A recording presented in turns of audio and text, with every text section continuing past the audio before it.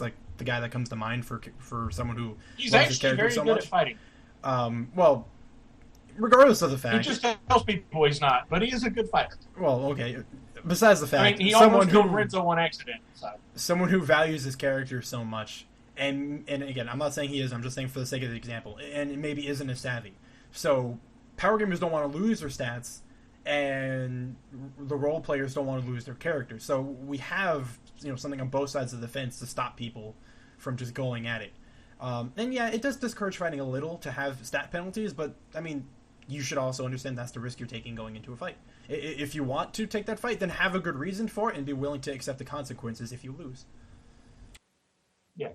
To back up his point, though, I'm not going to name any names. I can think of at least 3 people who, upon dying in a fight, immediately made the same character, changed the name, and said it was their old character's brother.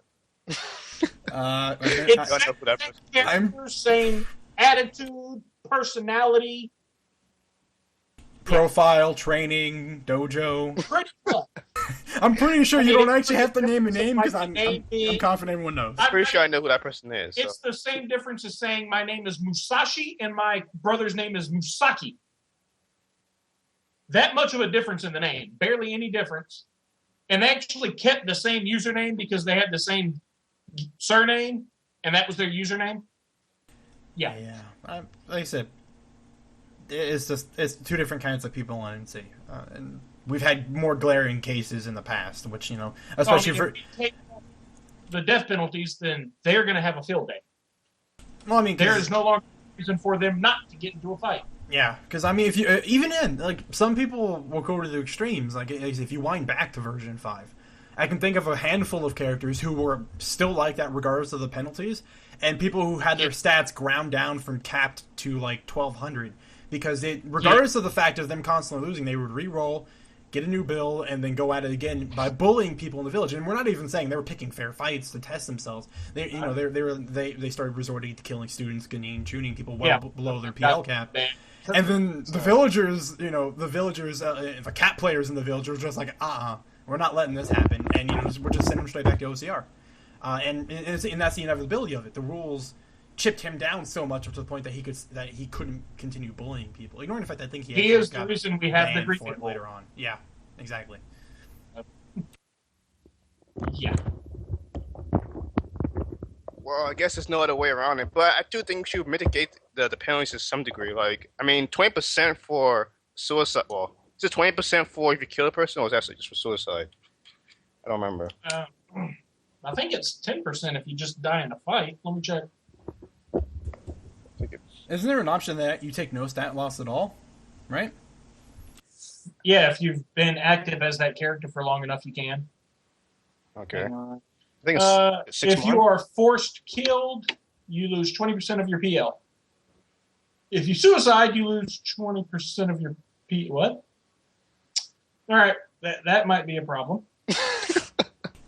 Wow. You should not lose the same for suicide as you do for dying. Yeah, our penalties for suicide are actually really lenient. Honestly, I feel like our penalties for suicide should be pretty high. I suicided like 12 times back when it was 50%. I know, you're the poster boy for suicide on NC, and that sounds terrible. Old Takai actually made me a signature that just said, "Why so suicide?" I remember that. Yeah. But, I mean, you suicided, again, 15 times or something? Something like and then I rebooted 3 times in the middle of there somewhere. Yeah. Actually, I've got 4 total. I've got 4 reboots and I think 12 suicides. I've had 17 characters on NC. And you took those like a champ back when the suicide penalties were like super harsh. Dude, it took me a year and a half to reach Chunin. Sounds about right. Sounds about right. Well, I want to go to my next topic. Well, this is kind of a weird question, but I know before people on MC want a movement system, and a lot of people think that movement system might add like some type of strategy because ninjas will deal with like be able to deal with misdirection and like be able to cause people to move in a specific area and set up traps stuff like that. So, in its current state, do you think movement system can be added to the battle system? No. let me rephrase that. It could, but that would just complicate the crap out of it. And the minute you add movement into our system, which was not made with actual movement in mind, it's going to just wreck everything. Koba actually had a very good movement system made up, and then he realized adding movement in our system will allow kiting to a horrible degree. Kiting is where you basically stay just out of range of your opponent, hitting you, and attack them. Or you attack them and immediately move back so they can't hit you. So in that case, wouldn't we usually impose exhaustion or some type of thing whereby you can't like constantly do that? Dude, we just got rid of exhaustion. Yeah, we don't want that back. Well, I'm about to say, so not only that would mean that we'd have to include another system on top of it. Yeah. It's important to realize the scope of what adding a movement system would do. So think about it. We would have to redo all the BL, CA, Kenjutsu, you would literally have to go through everything. The entire system would have to be redone. Like, so ignore the BL, the CA, the abilities, Kenjutsu. Ignore all of that. On the scope of just jutsu themselves, you would have you would have to look. So let's take have to put a range in. Yeah, let's take a really basic fireball, right? Actual range, area of effect. Yep. AOE with you would actually have to start accommodating for that. In which case, now knockback could also be reintroduced as a thing. It still is like randomly in flavor text for some stuff, which still makes no sense. But yeah, you have to add in range. Josh this off his seal, and then he can spend all of 0 AP getting back on it. Yeah, movement is interesting, but it would be really difficult to accomplish. And on the flip side, it would be like giving candy to a baby for the people who are here to fight. Oh yeah, because I mean, it adds another level of the system that can give them severe advantage. It's just another layer of complexity that our battle system does not need. Well, and more importantly, for the record, I do want to point out that kiting is defeatable, but it essentially makes it to the same point. The answer to it, at least, makes it the same as if you shouldn't even have it at all. Yeah. Well, I mean, if you're a melee Tai user, it's not going to be easy to beat kiting. Well, like I said, that's why you'd have to introduce a series of jutsu within Tai to make them more mobile. AKA, they have instantaneous gap closers, so that way they can't maintain their safe distance. And at that point, we may as well not have a movement. Exactly, because then the melee users will always gap close onto the range guys, and all of a sudden you no longer have any distance. So what the hell are you moving around for? Just fight. Well, the reason why I impose a movement system is because, like, when I think about strategy, I think of tactical RPGs like Final Fantasy Tactics, Fire Emblem. There's it's another game. Back when V6 Dev, the last team on V6 Dev, the ones who actually made the 5.5 Dev team, we were working on a movement system using RPG Maker of all things. We were going to make maps, like 2 or 3 for each area, like Cloud, OV would get 2 or 3 for this form, 2 or 3 for that form. Inside Sand Village, you'd have 2 or 3 for this part of the village, or 2 or 3 for that part. And we would just randomly pick. The problem we ran into there, obviously, is we kind of sucked at making maps. But translating text into that system is not easy. If I send you my actions and they say run up to him and use this, and his actions are run the heck away from him while using this, we have not at any point told you I want to go north. So if I make you go south and you wanted to go north, you're going to cuss me out. I mean, so... I know for RP flavor, I guess that's fine. But like, if you're doing a movement system, you just appropriately set the action. Like in a normal RPG game, you say I want to move 3 units up. Something. Well, in a normal RPG game, you're not doing 6 or 7 things at once. You move up to someone, you hit them with a sword. You don't jump over here, use that. Jump over here and use that. Run back here and use this. And you don't send in a list of things and have the computer figure it out. I know you it's don't. Literally, go here, hit him with a sword. Yeah, I mean, it would require a complete rewrite of what we know as the battle system for movement to even be possible right now. Plus, as it stands, it can't be done. A lot of the time, you got a lot of opportunities to do that, though. I mean, one do got hacked. Oh, We're going we know. everything. It's just, I don't see a movement system working. I really don't. All it does is it adds complexity. It doesn't help anything.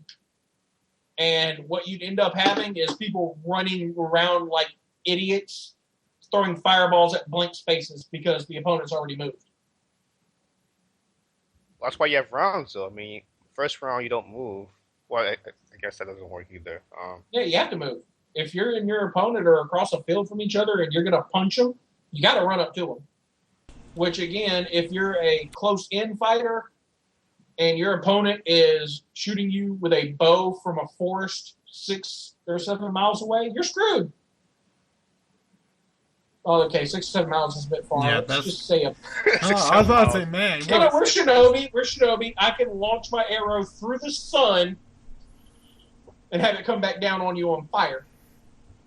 Because the arrow suddenly became Superman, and it becomes more powerful when exposed to sunlight. Yes, exactly. That's a Shinobi skill, isn't it? So how would you, like, besides the movement system, how would you... The guy who made Naruto is making up stuff, I'm going to make up stuff. He's making stuff up, yeah. So, if movement system can enhance the battle, I guess, the battle experience, like, how do we improve the theme of Shinobis being, like, ninjas? We're supposed to be, like the stealth system is very weak on MC. It's like there's no like stealth is strategy or anything like that. It's basically this is the right build, then impose this. It's no like your build is a strategy. First off, yes, but I mean even the best strategy, like I don't know, that's stealth. I can let you know, stealth is definitely not weak. If you devote a lot of planning to it, you can make a very solid stealth build. And stealth has gotten nerfed heavily from what it used to be as well.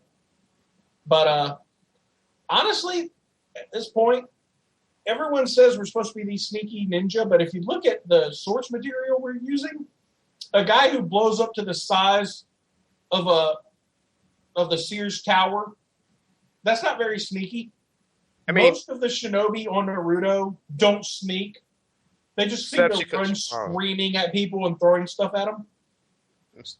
Yeah, except Shikamaru. But yeah, I mean, the Naruto theme, the ninja theme started to deviate after, I mean, a couple of episodes of Naruto. Yeah. Which I don't know why he did that. I mean, so at our source material, we're not sneaky ninjas.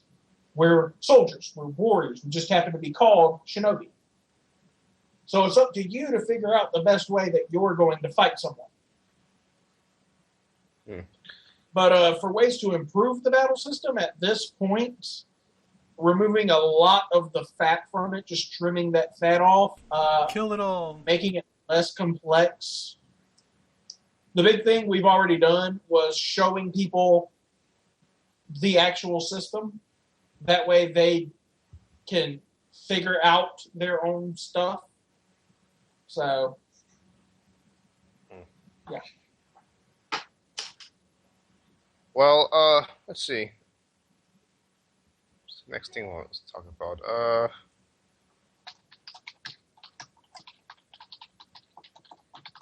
I don't think we talked about it 2 weeks ago. I don't think we talked about the advanced elements. Oh, not advanced elements. Kenjutsu. I don't think we talked about that much. Actually, did we talk about Kenjutsu last 2 weeks? I think we did, right? Well, I know we've chatted about them before because we all have our own very strong opinions towards them. Yeah. And as always, my opinion maintains kill it with fire. Kill it with fire. Kill it all with fire. You don't kill it with fire. All you have at that point is a Kenjutsu that's on fire. Unless I'm a fire ninja, in which case I have tons of fire. And which case, setting it on fire just makes it worse because then it's running at you because you're a threat. There's one thing. Oh, I don't think we talked about the advanced elements. I think the advanced elements we have. I think we did talk about that too. Yeah, that's actually one of my biggest pet peeves about our current system. Is we have way too many ninjutsu, and they have no soul. There's no spirit to them. There's nothing apart from them. Yes, someone This popped up in the NC General chat a couple days, maybe it was a day ago. I don't know. I was lost track of my time. Is that we have a ton of jutsu, hundreds of jutsu, right? That all do the same thing. Yeah, and that essentially the only thing that separates them is the element that they're designated under, with a single secondary effect that actually gives them something different. Whereas Except that it's secondary just effect could be shared by like every jutsu well, in yeah, that element. because I mean, Or the effect itself might be a mirror of another effect. yeah, because it breaks down to numbers, right? You lose accuracy, Yeah. you lose dodge, you gain accuracy, you gain dodge, you can have a percentage chance to cause bleeding, things like that. Whereas I think I don't know, and this is a spitball number. I'm probably nowhere near, but probably I don't know 1/20th of the jutsu currently on the site have interesting effects built into them that make them not boring. Not just we plug these into a stat calculator and we produce this jutsu and then it scales up through all the different ranks to make it strong, to make stronger versions of itself. No, there are some things that actually have really interesting interactions with different jutsu. As a matter of fact, that's one of the things I miss most. That 5-1 had some interesting interactions between specific types of jutsu. And the best example in this is Kinesis. What is it, Jake? It's Mind Block and what is it? Something else. Mind Block and Psychokinesis. Right. Which forms Mind Shock. Yeah, it encourages you to get... Mind Block itself, in my opinion, is one of the best ninjutsu on the site because it actually has the ability in itself to mesh with other ninjutsu. You don't see that anymore. Yeah, it encourages you to find more interesting ways to battle other than just what's present, other than spam this. I mean, you can hit someone with Mind Block, and it's a simple bind. At that point, you can actually throw them in the way of an opponent attacking you. You could raise their called shot level and free them. You could make them take damage trying to break out. You can do a lot of things through Mind Block on someone. And so, are you talking about like having jutsus have some? I know there's a lot of jutsus that have follow-up jutsus connected to them. Like I think. Well, no, this one's not a follow. It's literally you bind someone with this jutsu, and then you can actually use one of these jutsu with it for a special effect. Like a lot of times, they have special actions, and they have there's a they have a special action that takes place if you use it after you successfully use this other jutsu. Yeah. And I haven't yet to see any actual jutsu on the site other than Mind Lock that does that. Really? I think it's like 3 or 4 other jutsu that it works with like that. There's a Earth jutsu that does that. Like if you use a Nerf jutsu once successfully, you can use a different one, I think. No. The way this works, it's a bind. I bind you with Mind Lock. At this point, I can actually use Psycho Shock. I could use oh god, there's a few of them. Hang on. But these other jutsu I can use have a special effect built into them specifically for if you're under the effects of Mind Block. Jutsu. I hate navigating this. It's just that while he's looking for that, it's just that by having this interaction with other jutsu, it gives you options, and not one option is clearly better than the others. Yeah, it's very situational, which is good. Here we go. You have Psycho Shock, which costs 2 AP to use instead of the normal 1.5 for this rank. But at that point, you could you make it so that when they try to get free and fail, they take some damage. You have Force Crush, which it has a timing of 0.5 AP, cannot be auto-dodged, and it does the psionic effect, which it treats it as a sneak attack. What that does is it actually damages them, I believe, and it ups a called shot rank on them. What's the other one? Psionic Rend. I think that's an A rank. And then with Psionic Rend, that one doesn't have a special name. It raises the bleeding and called shot level by 1 for a single limb. And it's got a pretty good chance of inflicting a second called shot level to that limb. So you can take someone from no called shot to, I think it's fractured using this. And it doesn't dispel the bind, doesn't do any damage either, and you can only use it once around. But I mean, like that, if you hit someone with this bind and then start using these things on them, that is a very good strategy, first off. But second off, I cannot think of any other ninjutsu on the site that interact like that. And one thing I do want to note on, and this is something that has been talked about in admin Also, before. I'm kind of mad at you right now, CJ, because you just told everyone part of my build. I don't care. I honestly don't care. It's more important to have people realize what's so good about that, other than it mechanically being strong in itself, is that we've talked... no, it's not that it's strong. You have to know how to use it. Well, yeah, but the important thing is, and we've talked about this in admin, we're talking about, like, revisiting, like, doing a different B system for the site, right? Is that... I believe Rico's the one that originally started this conversation on it, is making things intrinsically rewarding for players. So you understand you have the possibilities of doing this thing by using this jutsu and then following it up with this jutsu. Well, when you're actually successful in doing something and getting all these effects to activate all at once, you have a feel good moment where you're like, wow, that was really awesome. I got that to work. You have satisfaction in the fact that you were able to do that. Most people, when you look at some things, you don't get that satisfaction currently with how a lot of people fight. Other than just your typical hit miss, this is how this works. There's no interesting interaction with how a lot of things function up to the point where you're like, man, that was really cool. And there's no, like I said, there's no reward from trying to fight intelligently when you can just see this is the best route. You don't have to. Well, we have effects though, right? I mean. Yeah, but like I said, as we talked about, a lot of them aren't that interesting. And the strongest effects have pretty much been pinpointed, but some of the jutsu that they're attached to aren't necessarily the most useful. And then, bottom line, a lot of them just go back to you lose accuracy, you lose dodge, bleed rank, cold shot rank. You might take more damage. Like that. Increased AP costs for a period of time, et cetera, et cetera. Small things like that. My favorite one, if the effect goes off, your very next attack is a sneak attack for that round only. So if that's the last thing you use, you have wasted that effect. Right. And just that, it's the fact that it's set up in such a way that it makes you feel good for being successful in doing so. And, being able to replicate that feeling, I think is really important to making people interested in trying to actually learn how to fight properly.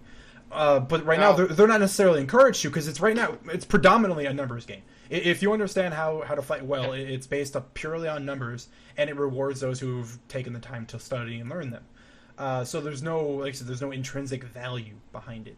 And I think, I just want to finish the thought. And I think in order for us to be successful, that we have to, when it comes to redesigning things, or even making tweaks as we go into the future, depending on whatever direction we choose to go down, is that we try to instill that into our design focus. Anyway, I'm sorry, go ahead. Sorry, yeah, so could you be more specific about the intrinsic value part? Like, exactly what do you envision in that regard, exactly? Oh. Give me an example of some kind. Well, like I said, it's the satisfaction in performing something that turns out to be successful and isn't necessarily something of the norm. I wish I could just link the video that explains intrinsic value in games. Well, I'm just out of lost words. I'm really bad. Jake, can you cover me here, or am I just going to look awkward? It's kind of like that. It's kind of like the first time you realize the warp pipe trick in Mario 1, where you can jump in stage 1, 2. You jump on top of the wall, run through, and you can warp somewhere else in the game. It's just you get this intense feeling of satisfaction knowing you have discovered something. Okay. That is just not normally discovered. And back then, we didn't have, game FAQs or anything, so, yeah. So, in particular, if you can only accomplish this specific effect, or maybe you activate, by doing these specific things, you can activate a special jutsu that normally you cannot obtain in normal means. Like for instance, Chiryu control. Chiryu control could be, if you successfully cast Chidori successfully 5 times, you're able to master a specific ability to control Chidori, or if you use a specific if you use lightning jutsu constantly, you're able to use lightning without no chakra for 2 rounds or whatever, something like that. All right, that's a bit broken. Well, anyway, I have a perfect example for intrinsic value in terms of a game, and I don't know if anyone will actually get this reference because you would have had to have played it. Kirby 64. Okay. I don't know if anyone here I has don't played think it. anyone has played that game. I play It's- Smash Bros. It's a shame you haven't played Kirby 64 because it's a great game.